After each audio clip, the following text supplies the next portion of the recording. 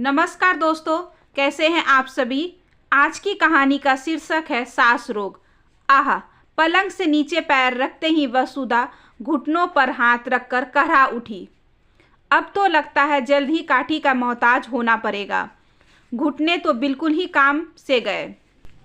अच्छी भली चलती फिरती थी, पता नहीं क्या हो गया। अरे पिछली बार आई थी तब तो तुझे घुटने की कोई परेशानी नहीं थी। 1.5 साल में अचानक क्या हो गया। आदित्य की शादी में तूने कितनी भागदौड़ की थी। जया ने वसुधा की हालत देखकर दुख और अफसोस से कहा। हाँ, उम्र भर तो अच्छी रही, बस पिछले 1.5 साल में ही पता नहीं क्या हो गया है। आदित्य की शादी के बाद से ही घुटनों में दर्द रहने लगा है और अब तो पलंग से उठकर बाथरूम तक जाना भी मुश्किल हो गया है। दर्द के मारे जान निकल जाती है। इस डर से तो मैंने पानी पीना भी कम कर दिया है। वसुधा जैसे तैसे बाथरूम तक जाकर आई और फिर से पलंग पर बैठ गई। तब तक जया लहसुन डाला हुआ गरम तेल लेकर आई और वसुधा के घुटनों की मालिश करने लगी। अरे जीजी, ये क्या कर रही हो? तुम तो बड़ी हो, सेवा तो मुझे तुम्हारी करनी चाहिए, वसुधा संकोच से भरकर बोली। तो क्या हुआ, जब मेरे घुटनों में दर्द होगा तो तुम तेल लगा देना, तकलीफ में क्या छोटा और क्या बड़ा, कहकर जया ने वसुधा के घुटनों की मालिश कर दी। वसुधा के बेटे आदित्य की शादी में दोनों बहनें मिली थी। तब से 1.5 साल हो गया। अब वसुधा ने बड़े आग्रह से जया को 4-5 दिन के लिए अपने घर रहने बुलाया था। जया कल रात में ही आई थी। दोनों बहनें देर रात तक बातें करती रही थी। सुबह के 7-7:30 बजे थे। जया चाय बनाने किचन में जाने लगी तो वसुधा ने उसे रोका कि बहू उठकर बना देगी, लेकिन जया आनन फानन में अपनी वसुधा की और वसुधा के पति सुरेश की चाय बना लाई। 7:30 हो गया है, लेकिन बहू के उठने का पता ही नहीं है। यह नहीं कि तुम आई हो तो जल्दी उठकर चाय बना दे। रोज सुबह की चाय के लिए 7-7:30 बजे तक राह देखते हैं, वसुधा ने उल्हाने के साथ कहा। आज आदित्य की छुट्टी है। 10-20 मिनट देर से भी उठ गए तो क्या हुआ। और भाई, सुबह मुझे जल्दी चाय पीने की आदत है तो मैं किसी के भरोसे नहीं रहती। अपनी और उनकी चाय खुद बना लेती हूँ और पेपर पढ़ते हुए या बगीचे में काम करते हुए गरम गरम चाय का मज़ा लेती हूँ, जया ने कहा। हमें अगर सुबह 5 बजे चाय या फिर किसी ऐसे समय में चाय पीने की आदत हो जो आदत दूसरे के लिए सुविधाजनक ना हो, तो फिर हमें ये काम खुद कर लेना चाहिए, बजाय दूसरे के बनाने का इंतज़ार करने और उस पर चिढ़ने के, जया ने गंभीर स्वर में कहा। 15 मिनट बाद ही बहू यानी अनु रसोई घर में आई तो चाय के बर्तन देकर झेप सी गई। कोई बात नहीं अनु, चाय पी चुके तो क्या, तुम्हारे हाथ की बनी हुई फिर से पी लेंगे।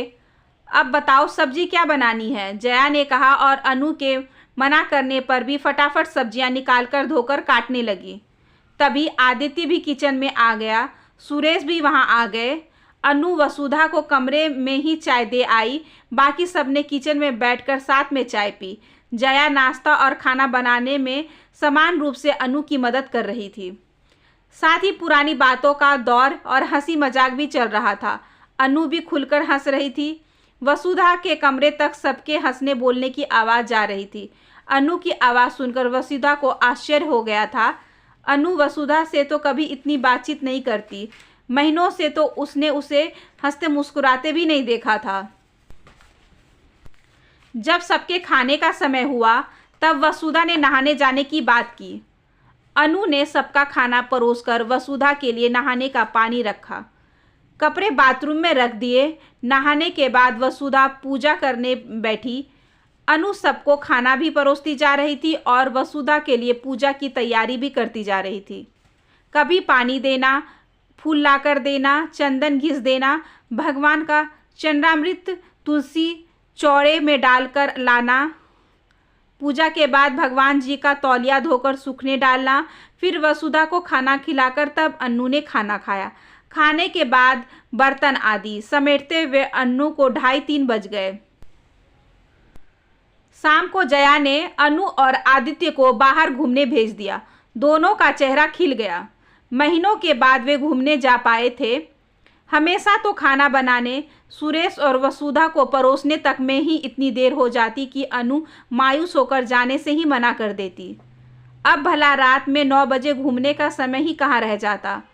आज जया ने कहा रात में वह कुछ भी बना लेगी और वसुधा तथा सुरेश को खिला देगी। जया ने देखा वसुधा को अनु का जाना अच्छा नहीं लगा। घर में मेहमान आए हैं और बहू यूं घूमने निकल गई। वसुधा के स्वर में नाराजगी थी। मैंने ही उन्हें भेजा है, वह तो जाने को तैयार भी नहीं थी और मैं कोई मेहमान थोड़े ही हूँ, जया ने कहा। दूसरे दिन जया ने वसुधा को जल्दी नहाने और पूजा करने को कहा ताकि वह भी सबके साथ बैठकर खाना खा सके। बड़ी अनिच्छा से सुविधा नहाने गई। उस दिन अनु काम से 1:30 बजे ही फ्री हो गई तो जया ने उन दोनों को पिक्चर देखने भेज दिया। दोपहर में आराम करने वसुधा और जया पलंग पर लेट गई। वसुधा फिर घुटने पर हाथ फेरते हुए कहराने लगी, पता नहीं क्या जानलेवा बीमारी हो गई है। मैं तो अपनी ज़िंदगी से तंग आ गई हूँ। न चल पाती हूँ, न ही कहीं आ जा पाती हूँ। बस इस कमरे में कैद होकर रह गई हूँ। वसुधा फिर घुटने का रोना लेकर बैठ गई। तुझे सांस नामक बीमारी हो गई है वसुधा, और कुछ नहीं। अचानक जया बोल उठी। क्या? वसुधा चौंक गई। हाँ, और यह बड़ी भयानक बीमारी है। एक बार यह रोग लग जाए तो उम्र भर पीछा नहीं छोड़ती। जया के स्वर में हल्का सा व्यंग था। क्या कह रही हो दीदी? तुम भी ना, वसुधा चीढ़कर बोली। मैं ठीक कह रही हूँ, तुझे कुछ नहीं हुआ है। मध्यम वर्गीय भारतीय घरों की सासों के साथ यही होता है। उम्र भर वे घर का सारा काम करती रहती हैं, लेकिन जैसे ही बहू घर में आती है सारा काम उसे सौंपकर पलंग पर बैठ जाती है और बीमारियों का न्योता दे देती है। अरे, मोनोपोज के समय हार्मोनल चेंजेस होता है। इस समय तो शरीर को व्यायाम की ज़्यादा ज़रूरत होती है ताकि वह स्वस्थ रहे, लेकिन तुमने तो पलंग पकड़कर बीमारियों को न्योता दे दिया। उम्र भर घर का काम करने के बाद अचानक शरीर एकदम निठल्ला होकर बैठ जाए तो क्या होगा? मशीन को भी बंद करके रख दो तो उसमें भी जंग लग जाती है। फिर यह तो शरीर है। पिछले 1.5 साल में अपने शरीर की हालत देखी है। वजन कम से कम 25 किलो बढ़ गया है। अब घुटनों पर यह अतिरिक्त भार पड़ेगा तो दर्द तो होगा ही। मोटापा से घुटने खराब और आगे मधुमेह को आमंत्रण, और फिर कोसती है बेचारी बहू को कि इसके आने से ये सब हुआ है। जया ने खरी बात आखिर बोल ही दी। सारी उम्र तो काम में पिस गई, अब इस उम्र में थोड़ा आराम कर लिया तो? अरे, अपनी गृहस्थी अपने ही पति बच्चे के लिए काम किया ना, सब करते, और तुमने कोई एहसान नहीं किया है। किसी दूसरे का घर का काम तो नहीं किया ना। जया ने उसे डांट लगाई। हमारी सास भी तो बैठी रहती थी, हम भी तो अकेले ही सारा काम करते थे। तो वसुधा कुछ और कहना चाहती थी मगर जया ने बीच में ही उसे रोककर कहा, बस बस, मैं तेरी मनसा समझ गई। वो जमाना और था। कुछ लोगों की सोच संकुचित होती है, लेकिन हम भी वैसा ही नज़रिया रखे तो उनमें और हम में फ़र्क ही क्या रह जाएगा।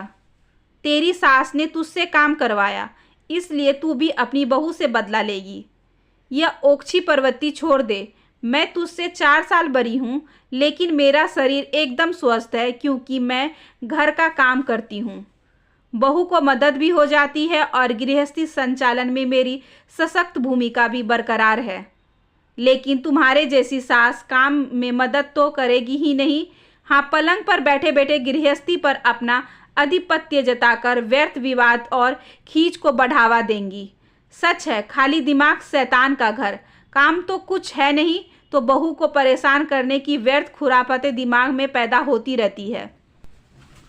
पर मैंने बहू को क्या परेशान किया? वसुधा हैरानी से बोली। ये रोज जो देर से नहाना है, देर से खाना खाने बैठना है, इसके पीछे की चालाकी मैं सब समझ रही हूँ, जया ने कहा तो वसुधा ने सकपकाकर सिर झुका लिया।